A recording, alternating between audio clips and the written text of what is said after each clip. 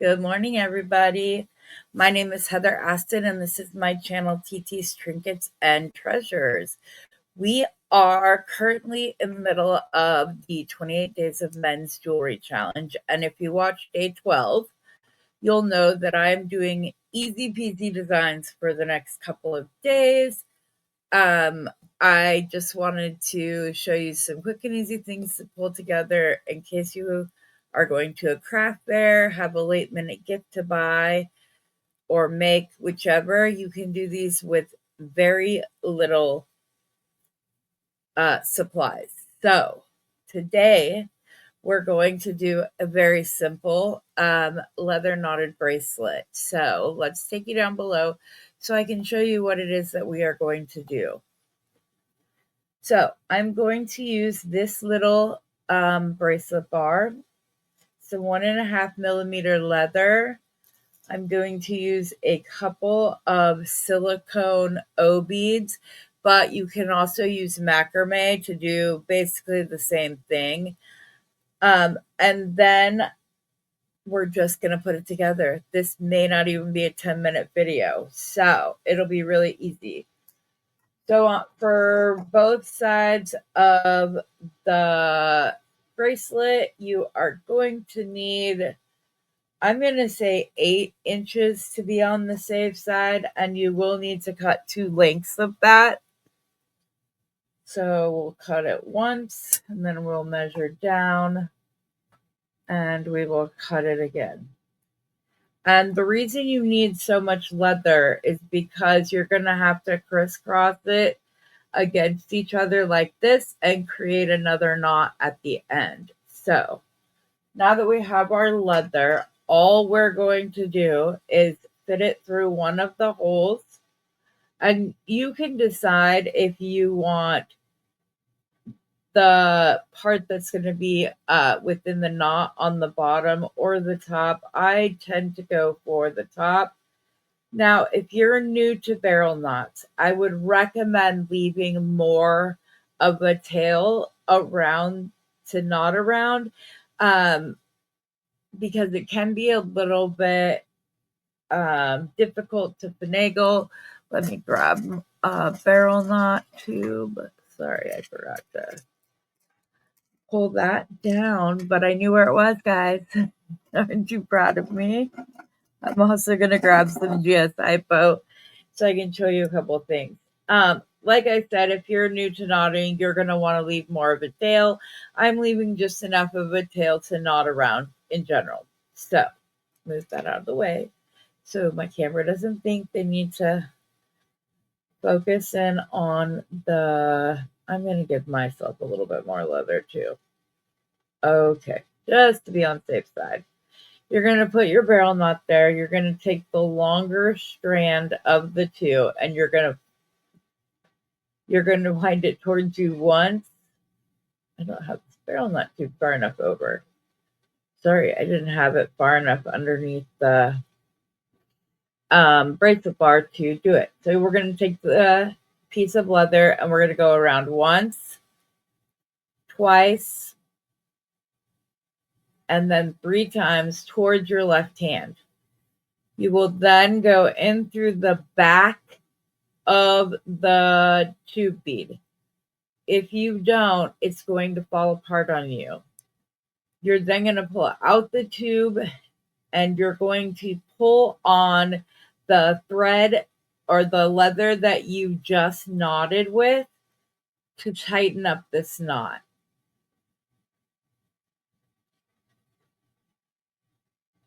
You're going to just keep getting it until it is nice and tight, just like that. And then we're simply going to do the exact same on the other end. So you're just going to, I'm just going to flip it this way so that it's easy to see. Again, you're going to put it over that piece of leather and wrap once, twice, 3 times. We'll then again go in through the back of the tube bead. If my leather will go in, I don't know. Maybe it's underneath that little, I have it underneath the little thing in the center. That's why I didn't want to go. I'm like, what is the problem here? Okay. Like I said, you're going to keep knotting. You also need to decide where you want your knot. If you want it out a little bit farther, by all means, go for that. And it's completely up to you. So if you want a bigger loop around here, so that say your knot is further away and you have a little bit of a smaller loop, that is absolutely okay. I prefer it to be up top, but that you still can move freely without there being a bunch of friction between the leather and the metal. Okay, so now that we've done that, I'm going to glue my knots at the very end, is what I'm going to do. After you've done that, you're going to want to take your 2 silicone O beads and put them on one side of the leather. Oh, if you watched yesterday's, you also know that I went to watch Bernie and David's band last night. So I'm a little bit more bleary-eyed than normal, thus the moo-moo today. But we're going to go there. You're going to take your tweezer nose pliers, pop them in there, and stretch it just big enough to put the other strand of leather through. And I'm going to repeat this just the way I do every time. I don't like to stretch these out more than I have to, much like I do not like to open and close my jump rings more often than is necessary, because even if you're doing it the right way, the continued motion will start to weaken the metal, no matter, even if you are doing it like this instead of like this, that center is still going to get stressed. So I don't like to do this more than I have to. You're then going to scoot the second silicone bead up so that you have room. You're going to put the second strand in. Oops. It didn't break. It just slid off when I was trying to feed the leather through. There we go. You can then move your 2 O beads more central. And then all we need to do for this is we need to create a knot at the very end. In this instance, I think I'm going to do a very simple overhand knot on either one, so that I use as little of the remaining leather as possible. If the man you're making this for has very broad wrists, you may need to bump up to 10 inches on either side.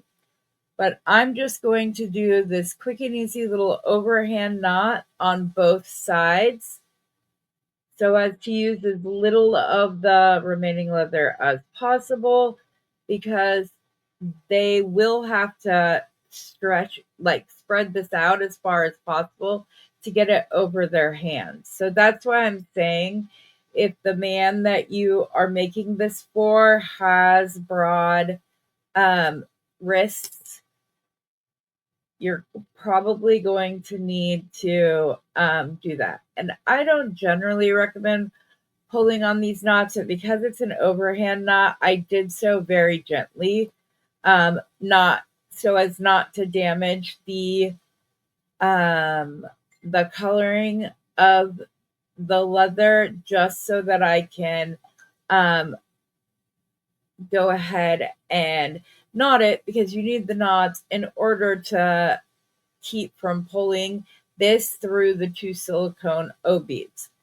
Then we're going to go back in and we're going to trim our leather, doing so carefully so as not to mar the other piece of leather in any way.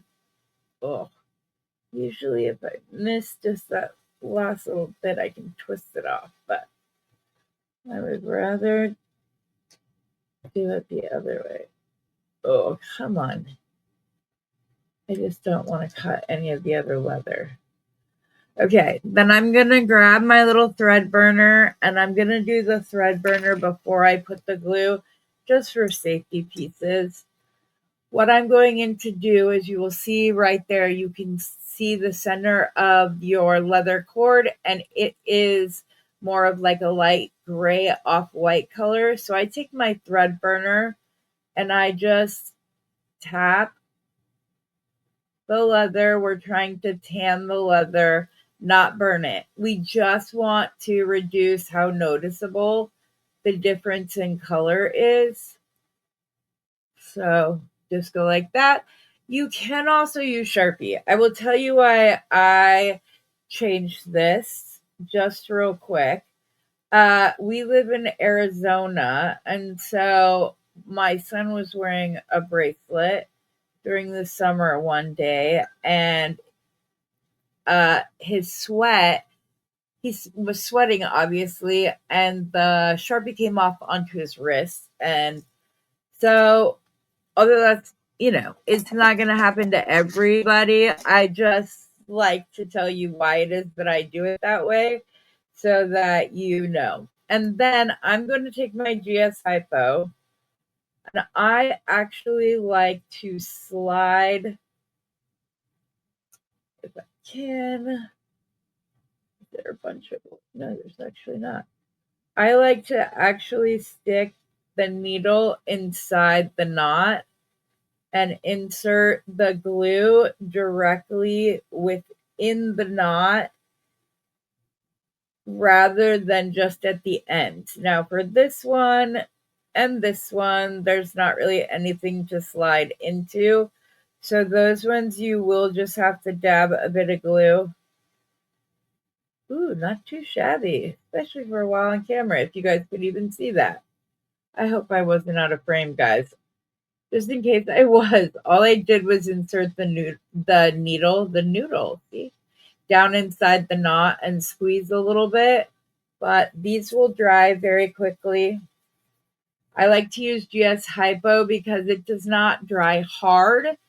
It dries more like rubber cement, basically. And so it has some give and you're still able to move with it. Whereas with Loctite or other super glues, it will not only dry hard, but then it can crack. And when it cracks, it can take the color off of the leather as well. And it's just not as good of a look, in my opinion. So I'm going to put this over my wrist real quick, just so you guys can see just how this is going to, it's upside down, but see how nice that is? And if you watched yesterday, which I had the project out on the mat before I started the video, let me see here. I just had it out. It was a very simple leather necklace with an antique copper leaf pendant that was very nice. And I was just going to pull it out to show you that it would go very well with this bracelet, because the bracelet has a tree on it. So I actually got that charm in a scoop that I purchased from Randy Brown at Thunder Horse Descendants. And I got two, actually. I also got some in silver. So I will probably make a few of these up, and then I will be able to post them. I hope that you guys all are enjoying this series. I hope that if this is your first time tuning in, that you found it informative and entertaining enough to hit the subscribe button, change the notification bell to all, and come back and see us again. If you're a returning video, thank you for your continued support. I appreciate it more than you know. I want you all to have a fabulous day, and I will see you next time. As always, happy beating.